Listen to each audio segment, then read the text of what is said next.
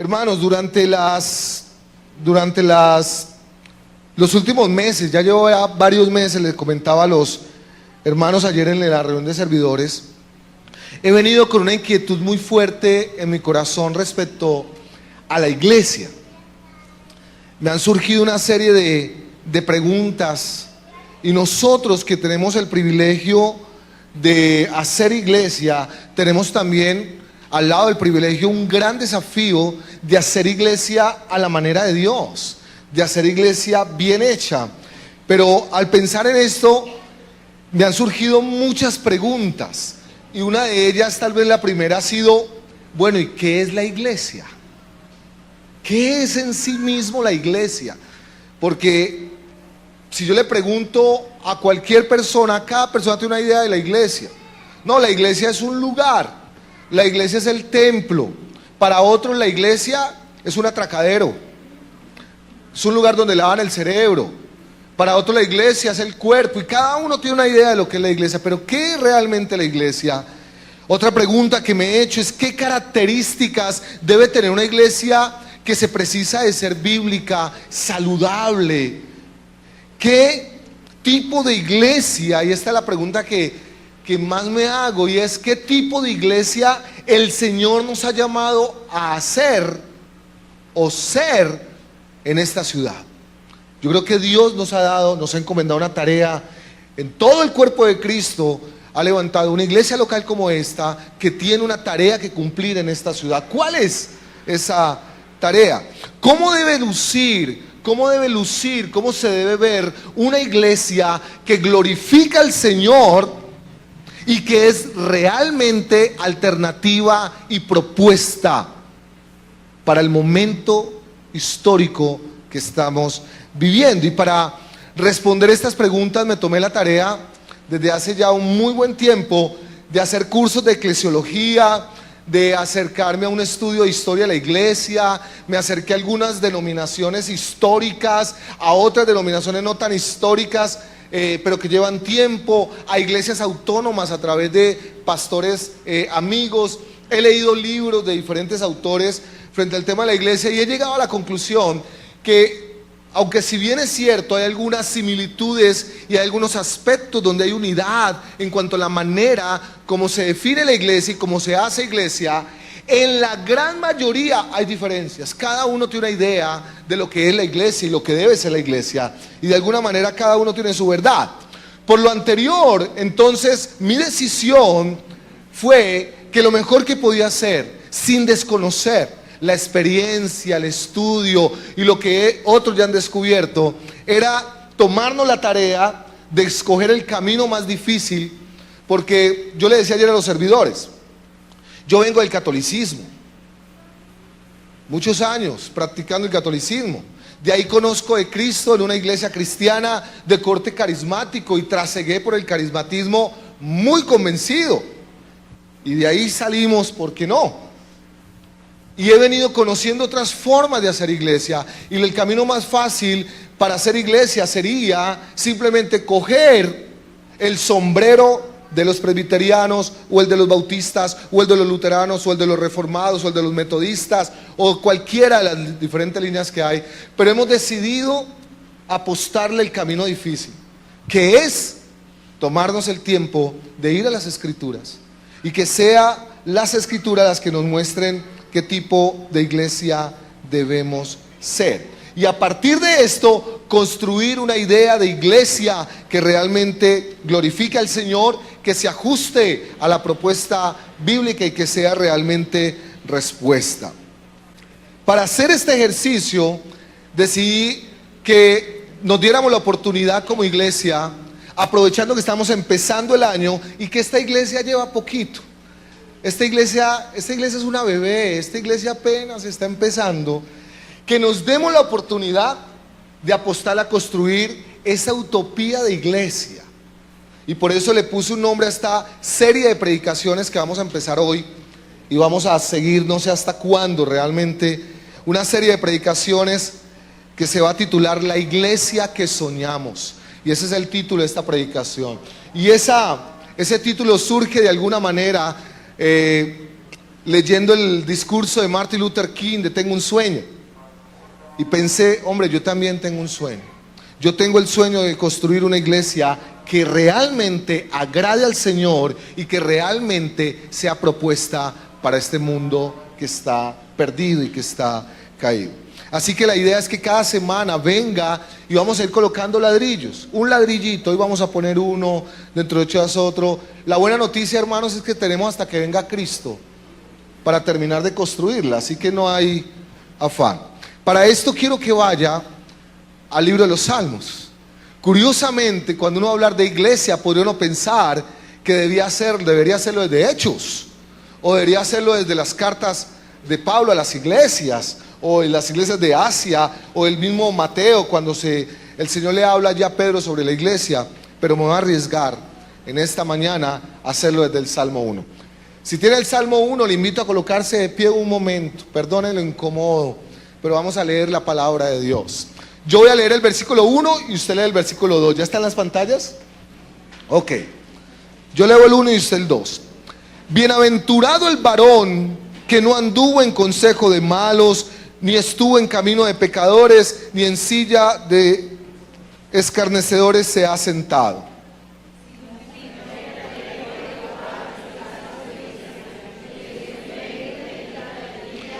Será como árbol plantado junto a corrientes de aguas que da su fruto en su tiempo y su hoja no cae y todo lo que hace prosperará.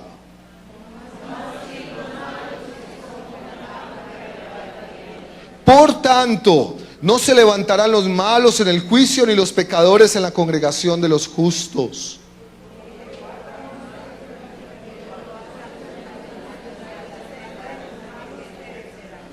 Señor, yo te ruego en esta mañana.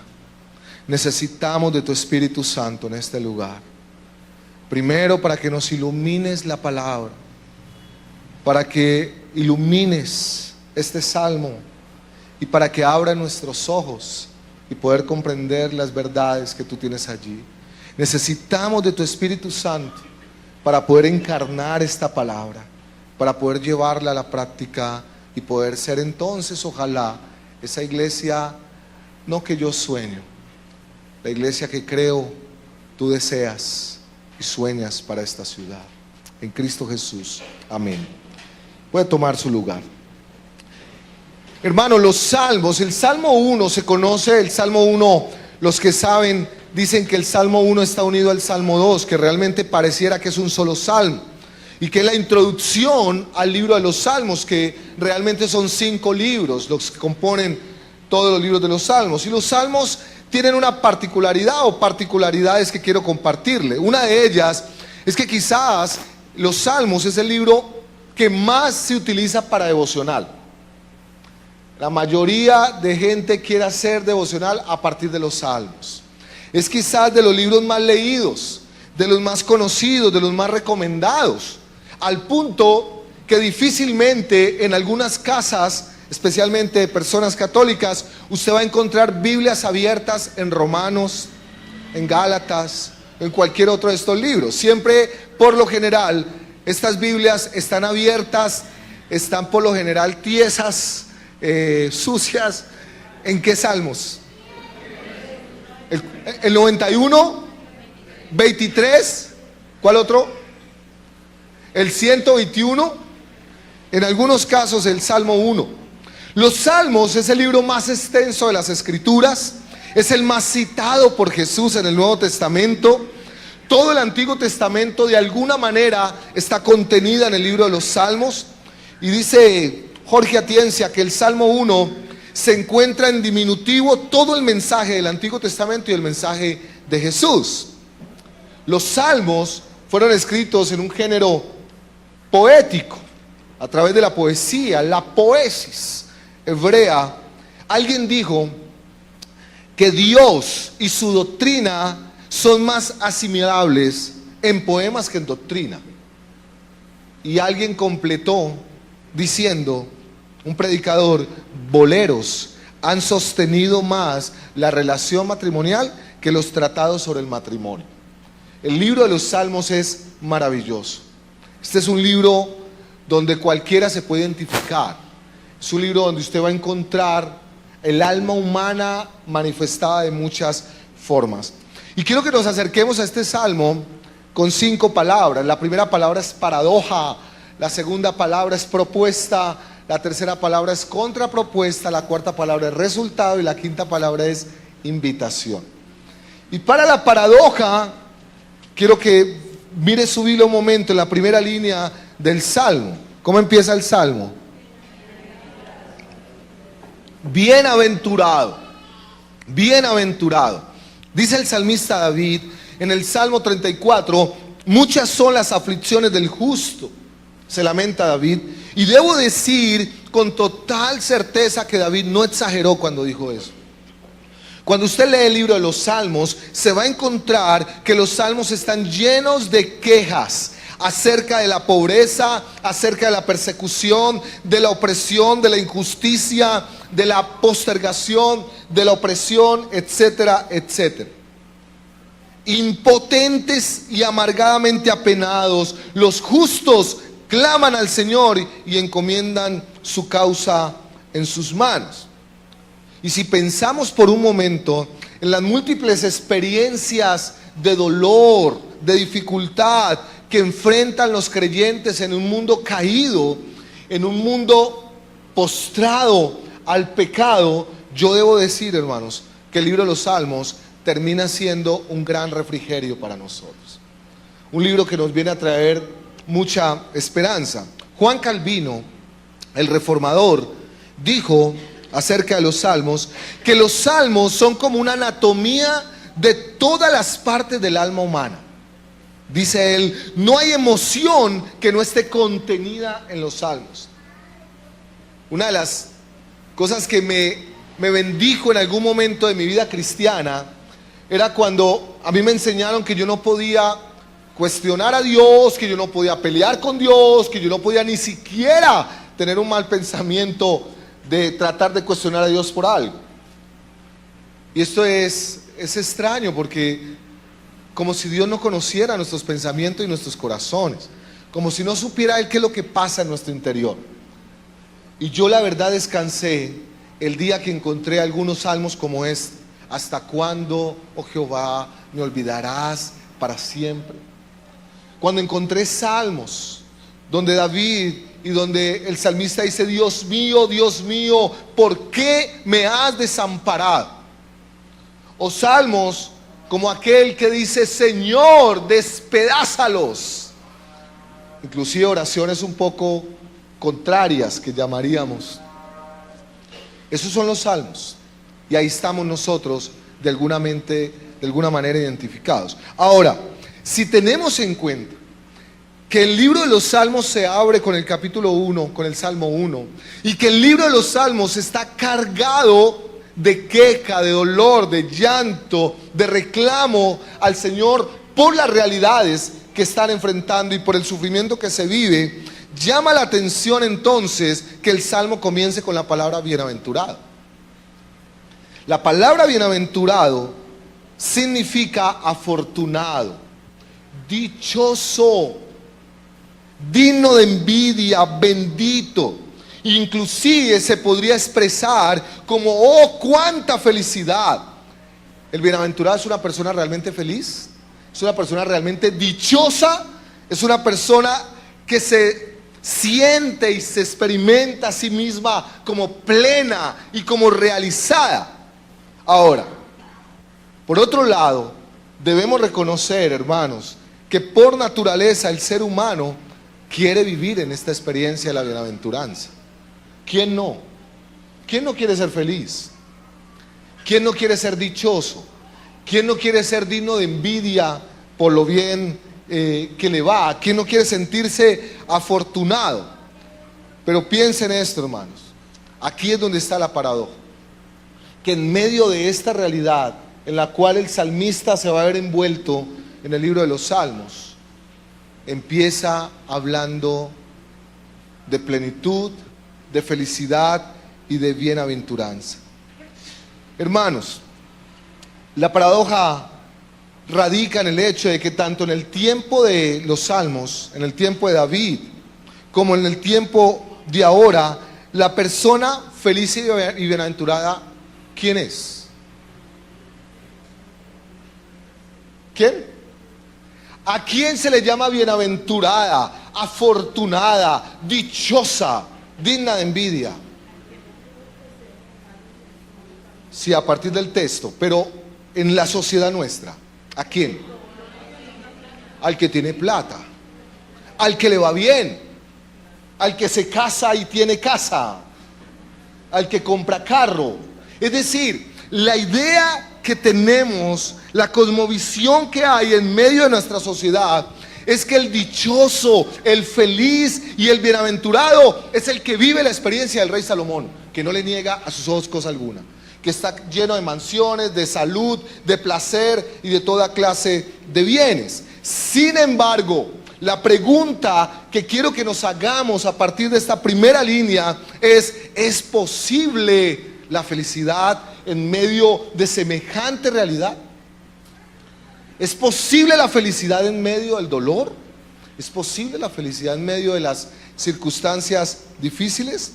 Parece que el Salmo 1 quiere plantearnos una nueva propuesta de felicidad para los justos, para los hijos, para los creyentes. Parece que en el Salmo 1 la felicidad no depende de las circunstancias ni de las realidades que se puedan estar enfrentando. Ahora, ¿cuál es la propuesta? Hay propuesta en el verso 1. Bienaventurado el varón que no anduvo en consejo de malos, ni estuvo en camino de pecadores, ni en silla de escarnecedores se ha sentado. Hay tres palabras sobre las cuales yo quiero llamar su atención en ese verso. Una palabra es consejo, la otra palabra es camino y la otra palabra es silla. La palabra consejo, al definirla, nos habla de ideología, nos habla de cosmovisión, nos habla de principios de vida o principios de muerte. El camino nos habla de estilos de vida, nos habla de seguir sus propios principios, y la silla nos habla de los burladores. Esta propuesta, en otras palabras, la propuesta de los malos, la propuesta de los pecadores, la propuesta de este mundo, tiene que ver con el hecho de invitarnos a andar por nuestros propios caminos, a desoír las indicaciones de Dios, a seguir su vida bajo sus propios principios. Estos no necesitan la Torá, no necesitan la ley, no necesitan la palabra, porque ellos se consideran que están por encima de la palabra y del consejo del Señor, y entonces se convierten a sí mismos en sus propios consejeros. Ahora, ¿cuáles son los consejos de malos? ¿Cuál es el camino que se nos invita a seguir? ¿Y cuál es la silla donde se quiere sentar? Bueno, yo escribí solo algunas cosas, pero creo que si hay un consejo que se nos está invitando a seguir en medio de esta sociedad, un camino que se nos está invitando a trasegar, es el camino de la total anarquía, donde cada uno hace lo que bien le parece. En aquel donde no cabe la disciplina, donde no caben los límites. Y en esto, ¿cómo está trabajando fuertemente la psicología? La psicología, no toda, una rama de la psicología está invitando a esta sociedad a que a los hijos prácticamente no hay que ponerles límites, hay que dejarlos hacer lo que quieran, no hay disciplina, no orden, no nada. Se nos está invitando a trasegar por un camino sin límites. Estamos invitados a caminar por la senda del viva y deje vivir. Eso desde que no le haga daño no importa. Vívalo, disfrútelo. Se nos invita a través de este consejo a pensar en relaciones sin compromiso, en relaciones desechables. Se nos ha dicho a través de este consejo y de estas voces, que el matrimonio está mandado a recoger, que lo único que importa en este tiempo es mi derecho a ser feliz. Por consiguiente, todo lo que apunte a mi felicidad lo abrazo, y lo que no apunte a mi felicidad lo rechazo.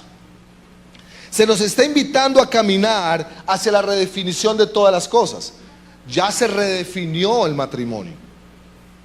Ya el matrimonio no es entre un hombre y una mujer a la luz de esta sociedad, sino que se redefinió hacia personas del mismo sexo, y seguramente eso seguirá avanzando. Ya sabemos que hay lugares donde están hablando de, creo que se llaman, no sé si es triada, una cosa así. Creo que en Brasil ya hay algo así, creo que en Medellín ya se está hablando de un matrimonio de 3 hombres, y de ahí en adelante seguirá redefiniéndose todas las cosas. Hoy nos enfrentamos con una nueva forma de liberación femenina, que le traza un camino y le aconseja a las mujeres a competir con los hombres en términos de roles, sin importar y sin calcular el costo que ellas mismas tienen que pagar y el costo que sus hijos tienen que pagar. ¿Sabe cuál es la ideología de los malos y la propuesta de los malos? El individualismo. En esta propuesta no cabe el otro, solo importo yo. El consejo de no se deje, el que la hace la paga. Ayer vi un video que me dio tristeza. En el Face apareció un video de un hombre que al parecer robó y lo cogieron en Bogotá. Y aparece el video, le están dando patadas, puños, le están diciendo de todo. Le quieren quitar el casco porque quieren destrozarle la cara, que lo vean, exponerlo públicamente y todo lo demás. Esta es la propuesta que está cogiendo fuerza en nuestra nación, la de los justicieros, la justicia social por la ciudadanía. Y lo que me llama la atención fue ver la gente escribiendo, y lo más terrible, que fue un cristiano el que lo posteó en el Facebook. Fue un creyente el que lo posteó. Y todos los comentarios que habían allí, todos decían: esto sí es justicia, así vamos a acabar con todas estas ratas, decían algunos. Yo me puse a mirar a ver si alguno decía algo diferente.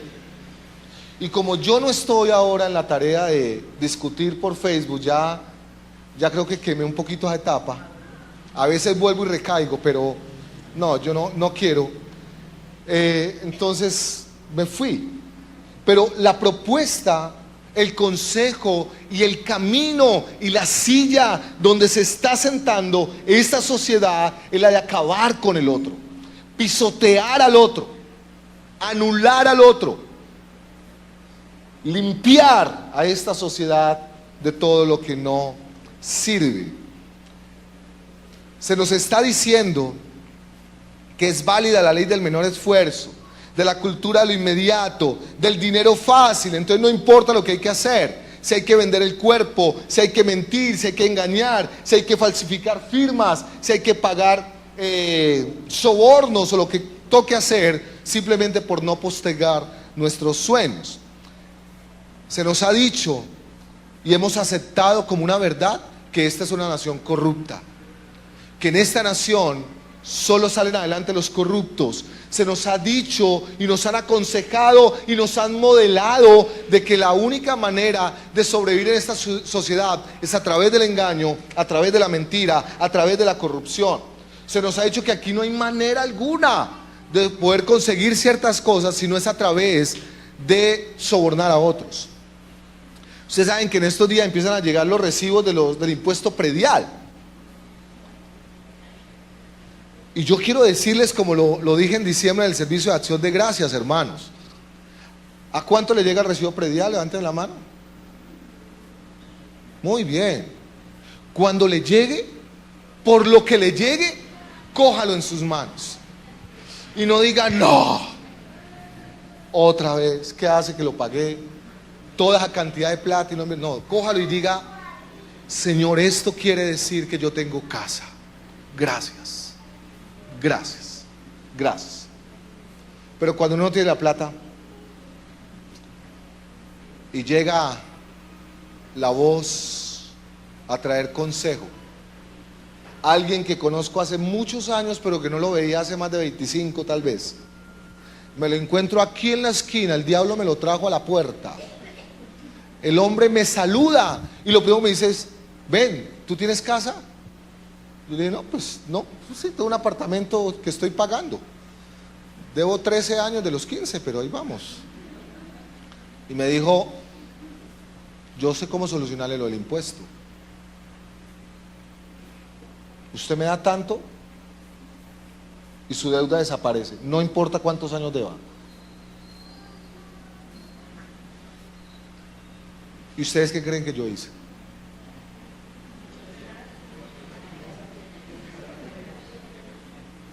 Claro, alguien muy espiritual decía, no, yo lo rechacé, yo hice cuentas por lo menos.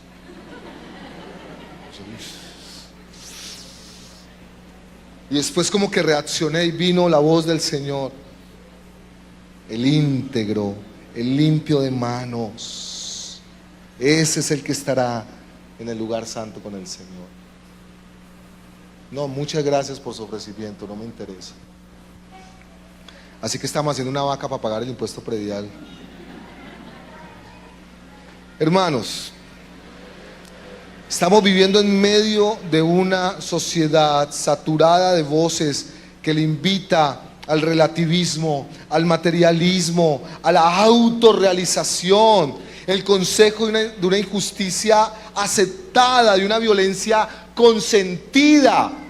El hecho que haya gente que se alegre y que promueva acabar con la vida del otro porque robó, por lo que hizo, nos está diciendo algo de esta sociedad. Algo nos está diciendo. Algo nos está mostrando de la cosmovisión nuestra. Hemos creído que es válida la violencia en cualquiera de sus formas, el abuso legitimado. Hemos escuchado y creído la propuesta que nos han hecho de que en esta sobrevive la ley del más fuerte. Nos han hecho la propuesta de una franca apología al placer, al elitismo y a la exclusión del otro. Ahora, la pregunta que debemos hacernos es, ¿y dónde radica el problema de esa propuesta? Hay muchas más voces, hay muchas más cosas que nos está diciendo, pero ¿dónde radica lo malo, el veneno de esta propuesta? Precisamente en la propuesta de la autosuficiencia del ser humano. Le está ofreciendo al mundo y a esta sociedad un camino a la felicidad sin Dios.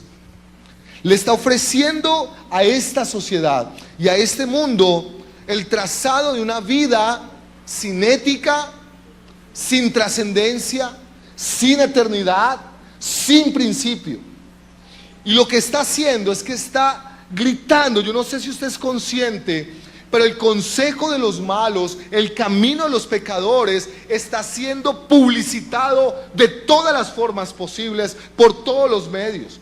La televisión, las telenovelas, los noticieros, los medios de comunicación, las redes sociales, los profesores en los colegios, en las universidades, son voces y voces y voces y voces que gritan y gritan la propuesta, consejos, ideología, cosmovisión, principios, mostrándoles un camino, un estilo de vida sin Dios, sin ética. Leí un artículo hace unos meses, en semana, cuando se destapó otro acto de corrupción en este país, cuando se dio lo de las cortes, lo de los presidentes de las cortes, cuando se dio lo del fiscal la semana pasada salió la noticia del contralor de Antioquia, creo que fue, que lo acaban de destituir porque pasó un doctorado falso. Y dice el artículo que leí, y lo escribe alguien que no es cristiano, que no tiene fe. Alguien de afuera está viendo la necesidad de que en esta sociedad haya algo diferente.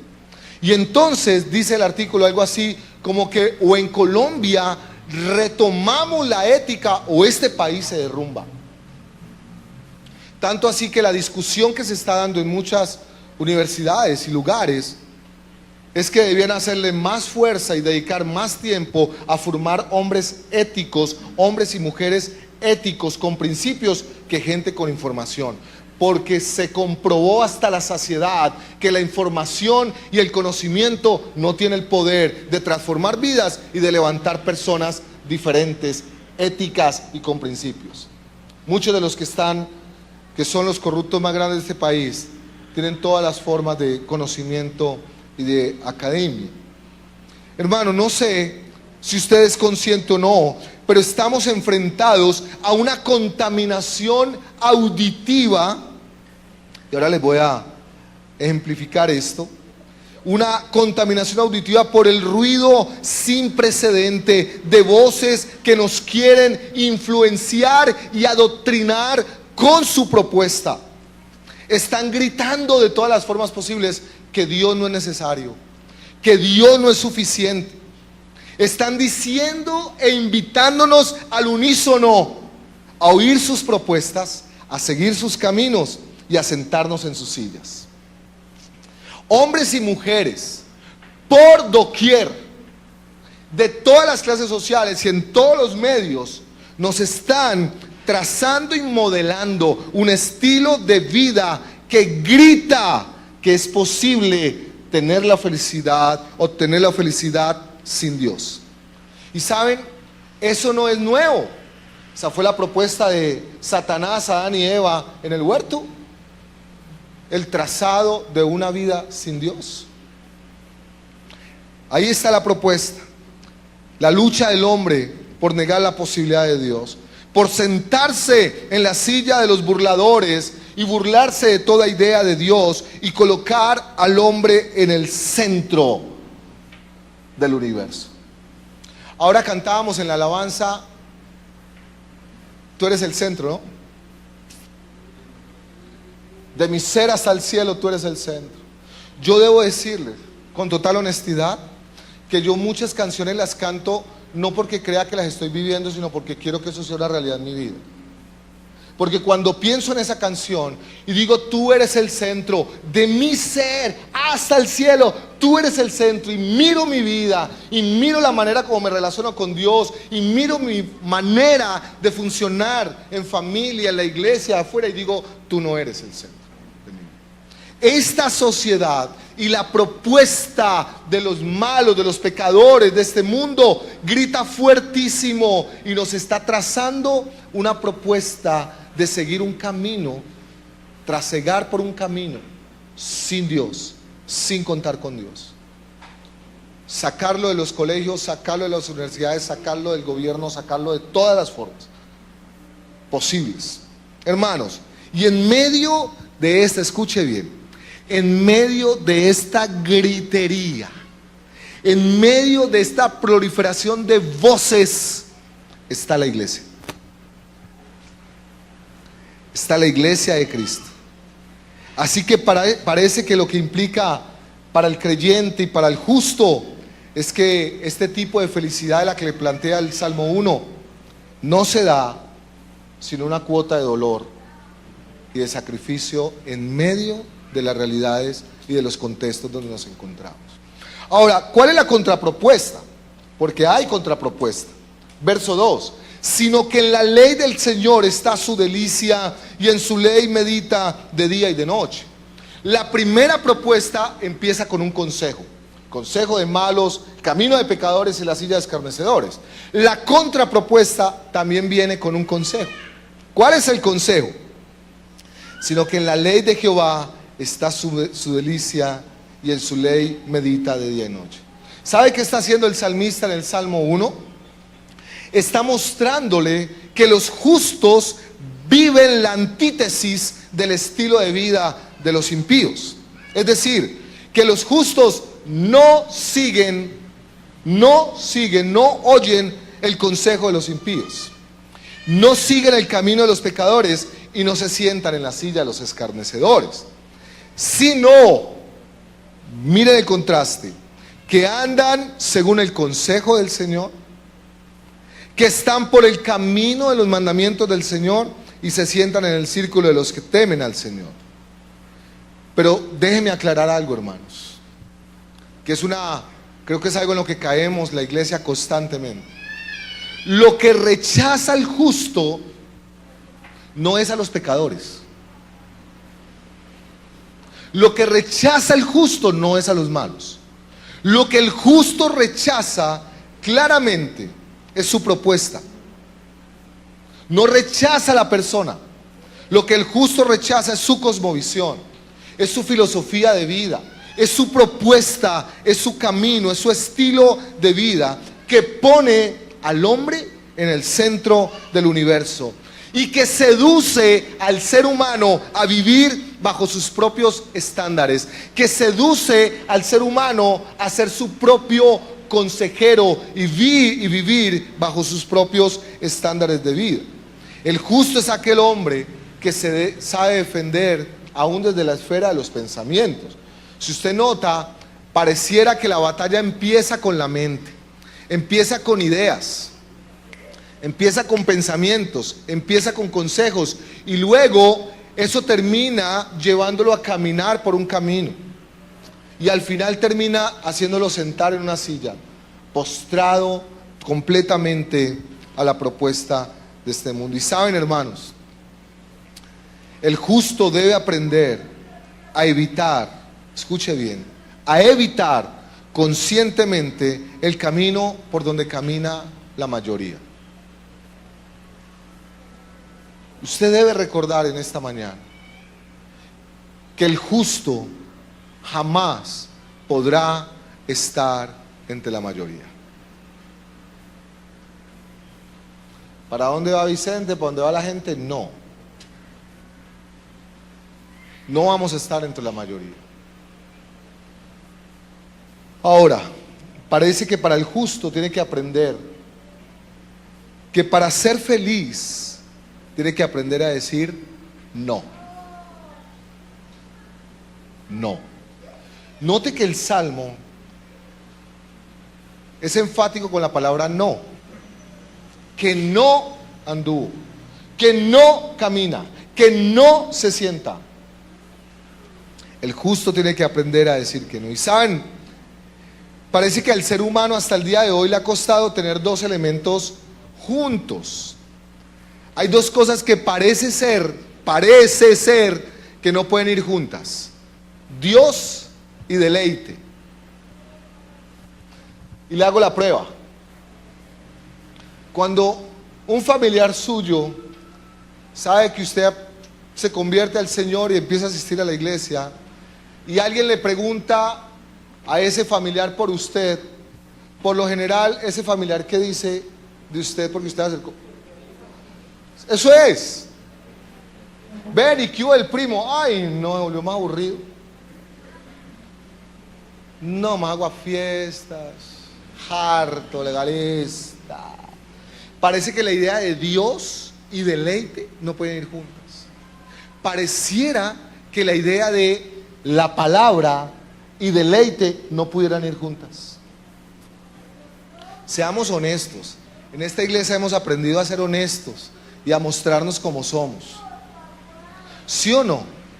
Que para muchos leer la Biblia es una carga pesada. ¿Con qué podríamos relacionar la Biblia? Biblia, ¿qué diría? Sin miedo. ¿Ah?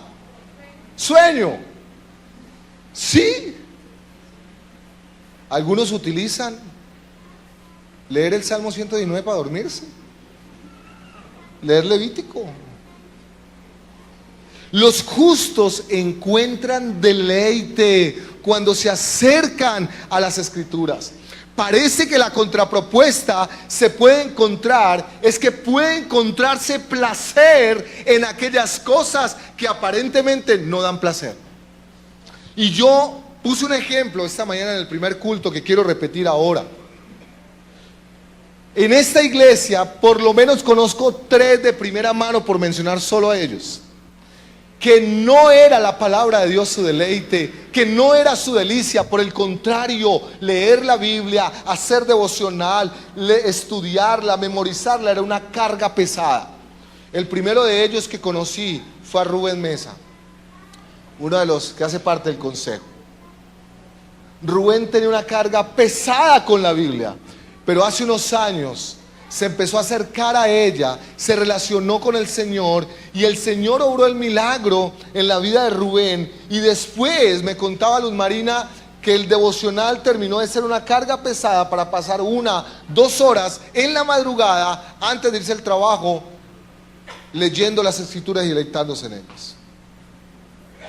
Luego el Señor me permitió ver el proceso en la vida de Jair, cómo lo que no era deleitoso para Jair terminó siendo y experimentando en su vida lo que el salmista dice que es más dulce que la miel. Jair me ha contado cómo hay momentos donde no quiere parar, quiere seguir, y es como cuando usted prueba algo y quiere seguir y seguir y seguir. Y últimamente he visto esa obra en la vida de Henry, quien para él era una carga pesadísima la escritura, pero ahora en el devocional de hombres, aquí hay muchos testigos que es tal vez el más juicioso en compartir sus hallazgos de las escrituras cada día. Sí es posible hallar deleite en las escrituras, hacerlas nuestro delicia, pero escuche bien, no se trata de leer un momento, o ni siquiera es la propuesta del Salmo 1 que usted se la pase leyendo la Biblia día y noche. No es esa la propuesta. La propuesta del Salmo 1 no es que usted se vaya para una montaña y se dedique a leer la Biblia día y noche. No, no es esa. La palabra meditar, y algunos quizás se acuerdan acá de una prédica que yo hice hace muchos años. Desde esa vez no predicaba yo el Salmo 1, hace por lo menos 8 años. Los susurros de Dios.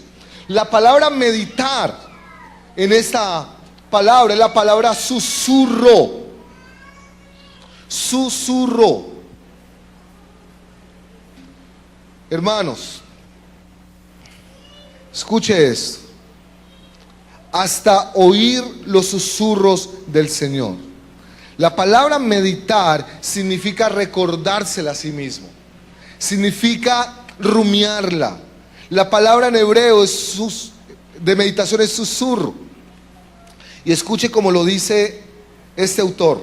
El Salmo 1 es del justo que medita día y noche la palabra de Dios, y esto se puede traducir como el que lee susurrando suavemente, que se dice a sí mismo la palabra de Dios. No es el que se apresura a leer una porción, sino es aquel que la lee, la dice, la susurra una y otra vez, hasta grabar en su memoria lo que ha leído.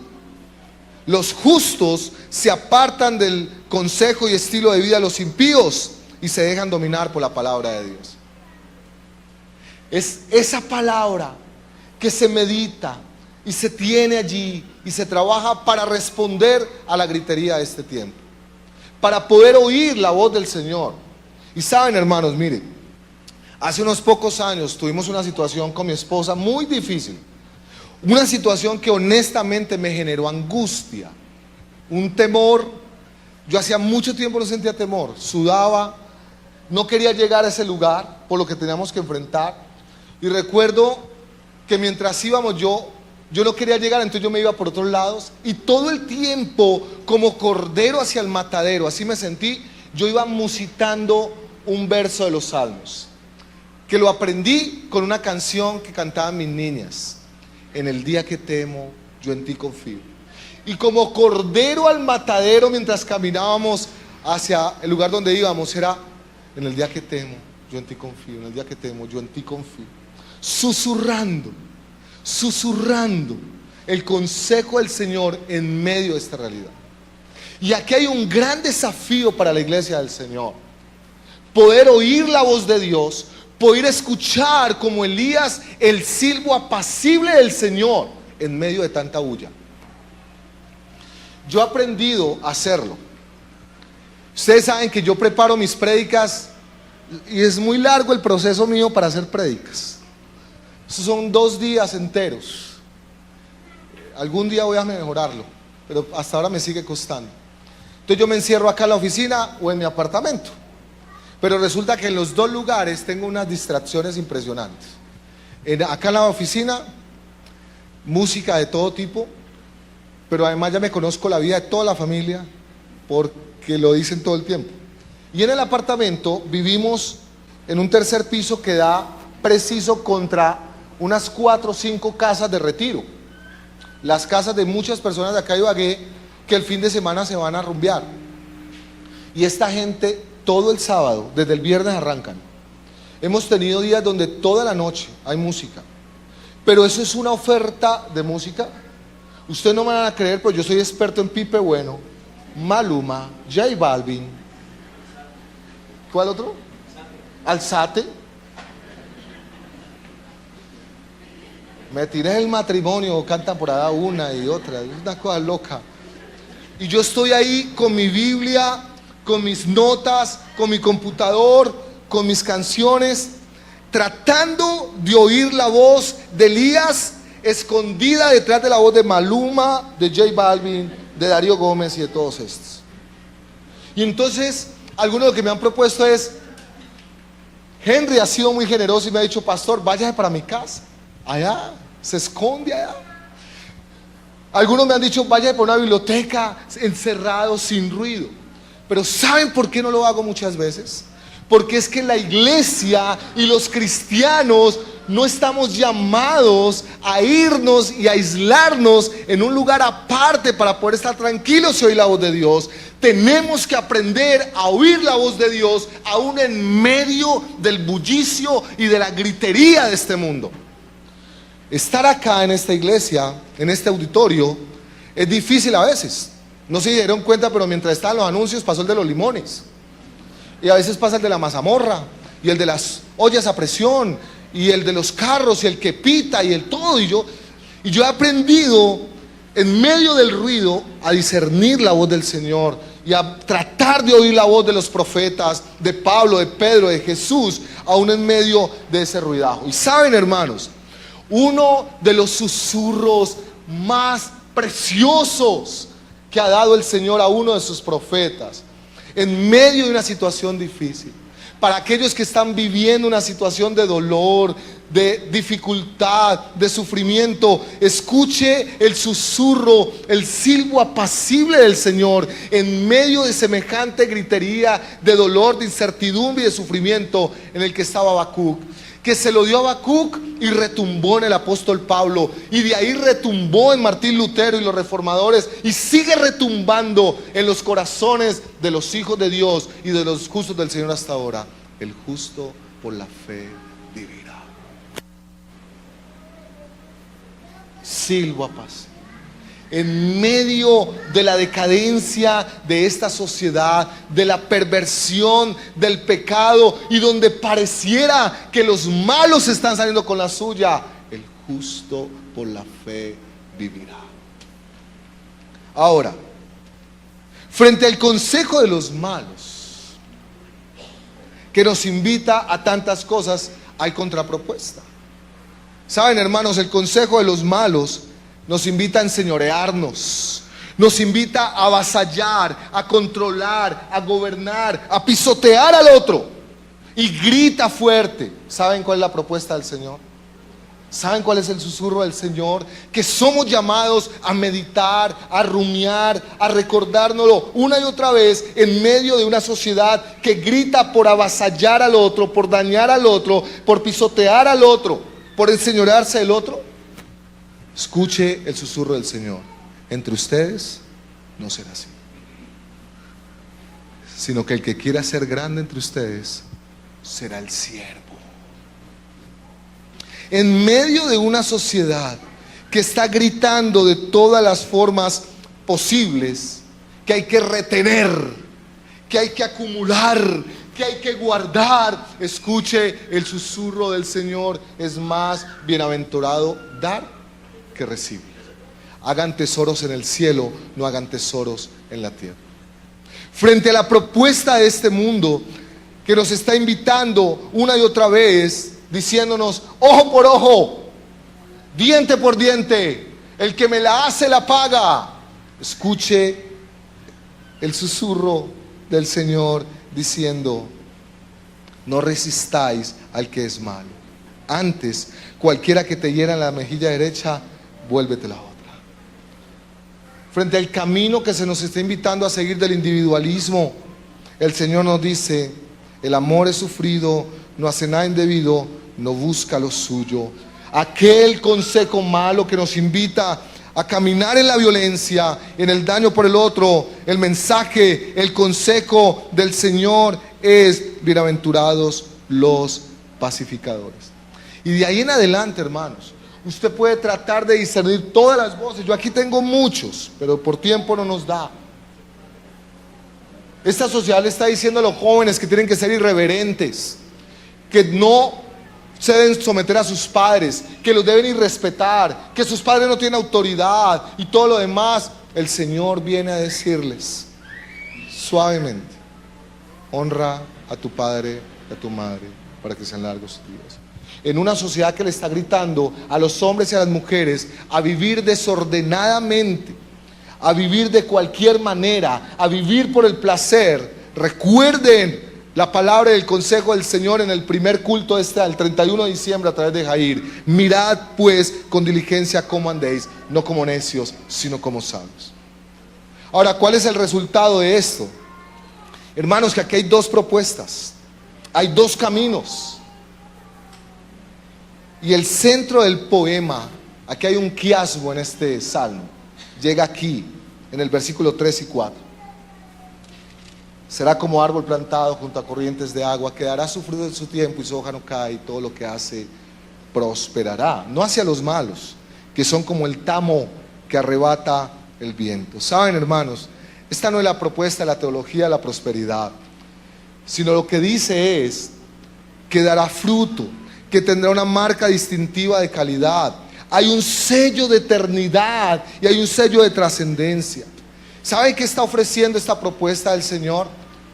Hombres y mujeres éticos, maduros, que dan fruto apacible en sus vidas.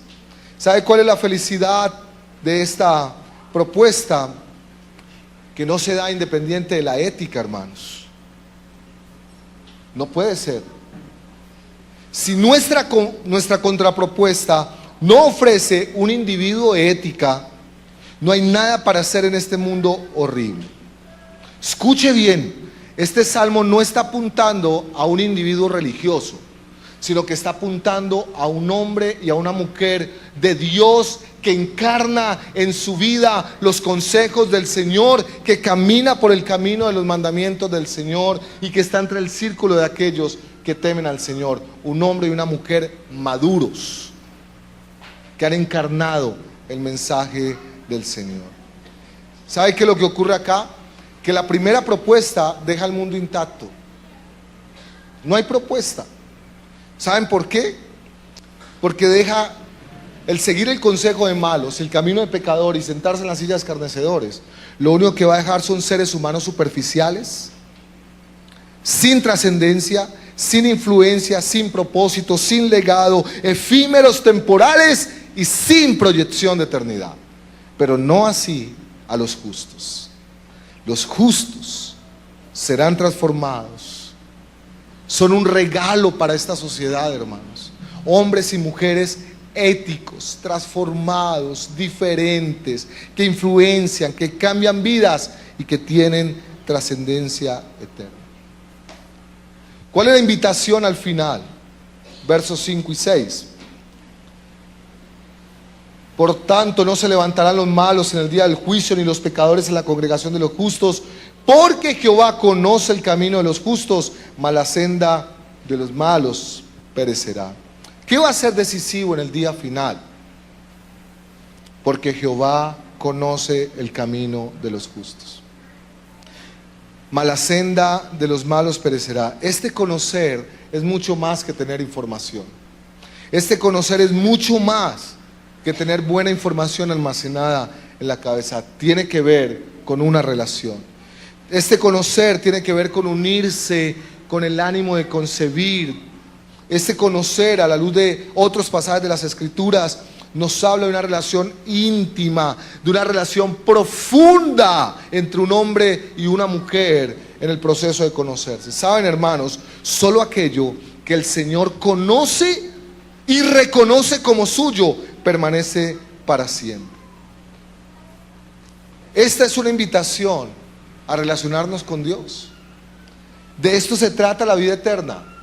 que te conozcan a ti, el único Dios verdadero, de Jesucristo que le has enviado.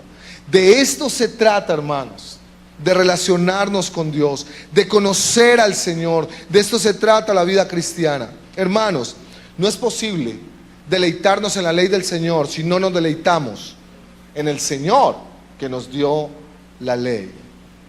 Y esta es una invitación a relacionarnos con alguien. Hermanos, quiero hacerles una pregunta para terminar. ¿Quién es el hombre bienaventurado que no anduvo en consejo de malos, ni caminó por camino de pecadores, ni estuvo en silla de escarnecedores? ¿Quién? Jesucristo. Jesucristo es Él. Así que la invitación es a relacionarnos a través de las Escrituras con aquel que no anduvo en consejo de malos, que no estuvo en camino de pecadores, ni que se sentó en silla de escarnecedores, sino que en la ley del Señor estuvo su delicia, y en ella meditó de día y de noche, y por eso dio fruto. Él es el árbol plantado junto a corrientes de aguas, que todo lo que hace prospera. Él es Jesús, Él es nuestro Salvador, aquel que conoce a los suyos y los suyos le conocen. Es Él, hermanos. Necesitamos relacionarnos con Jesús. Y la propuesta bíblica es hacerlo a través de las Escrituras, de meditarlas día y noche. No vas a poder meditar lo que no conoces. Y quiero terminar planteando esta pregunta: ¿y qué tiene que ver esto con la iglesia? Porque se supone que la serie es la iglesia que soñamos. ¿Qué tiene que ver esto con la iglesia? Pues hermano, la Biblia enseña, las Escrituras enseñan que la iglesia no es un edificio, no es una institución, no es una organización, sino que la iglesia está conformada por la congregación de los justos, de la que habla el Salmo 1, verso 5. La iglesia son todos aquellos que hacen parte de la congregación de los justos que el Señor conoce. Así que quiero aplicar esta predicación de la siguiente manera: ¿con qué iglesia soñamos? ¿Con qué iglesia sueño? ¿Con qué iglesia le quiero invitar a usted a soñar? Con una iglesia que evita el consejo, el camino y la silla de los malos.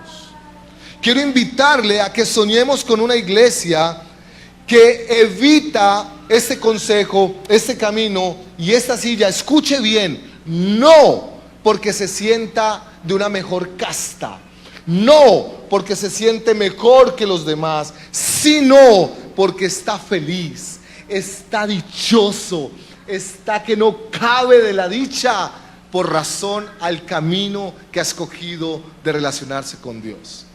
Quiero invitarle a que soñemos con una iglesia que ha hecho y que hace de la palabra de Dios su delicia, y que desea meditar en ella de día y de noche.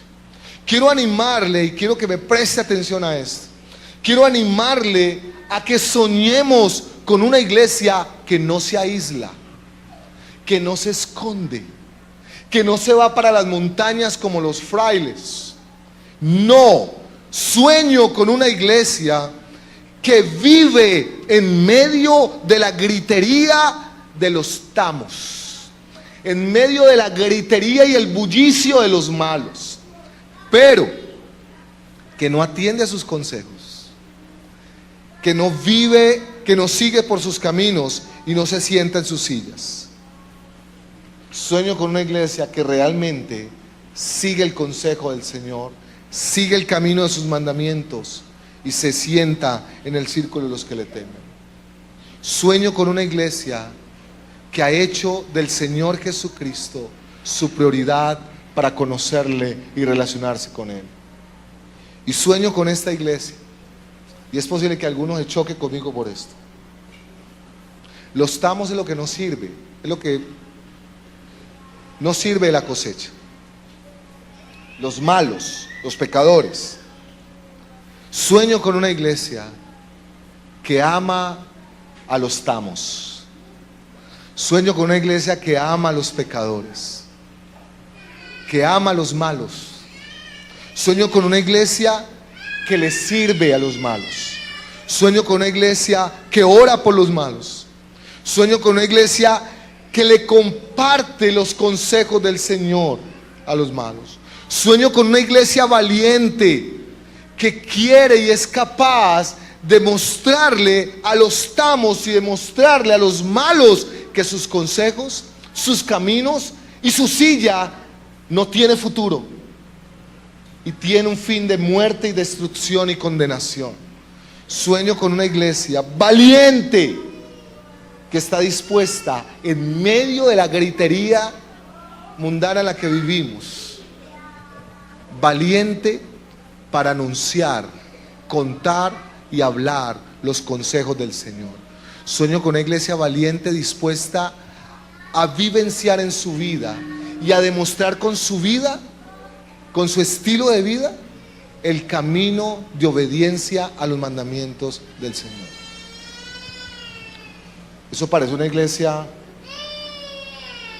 utópica, pero esa es la iglesia que el Señor nos llama a ser. Una iglesia que no pide sacar de acá.